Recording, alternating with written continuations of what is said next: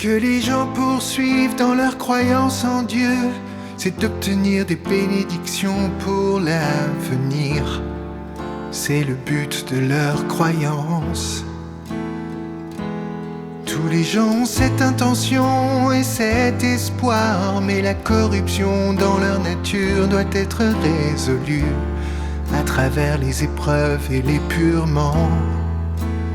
Quels que soient les aspects dans lesquels les gens ne sont pas purifiés, révèlent encore de la corruption.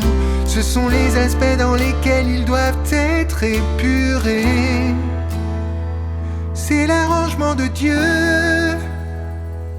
Dieu met en place des environnements pour toi, t'obligeant à subir un épurement au sein de ceux-ci afin que tu puisses connaître ta propre corruption.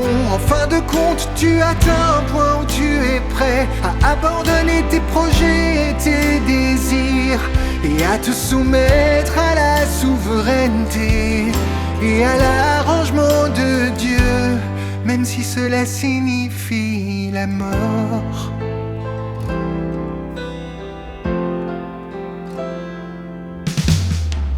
Si les gens ne subissent pas quelques années d'épurement et s'ils n'endurent pas une certaine quantité de souffrance, ils ne seront pas capables de se libérer des contraintes de la corruption de la chair dans leurs pensées et leur cœur. Quels que soient les aspects où les gens sont encore soumis aux contraintes de leur nature satanique, et quels que soient les aspects où ils ont encore leurs propres désirs et leurs propres exigences, ce sont ces aspects-là dans lesquels ils devraient souffrir. Ce n'est que par la souffrance que les gens peuvent tirer des leçons, ce qui signifie qu'ils sont capables de gagner la vérité et de comprendre les intentions de Dieu. En fait, de nombreuses vérités sont comprises en faisant l'expérience de souffrance et d'épreuves. Personne ne peut comprendre les intentions de Dieu.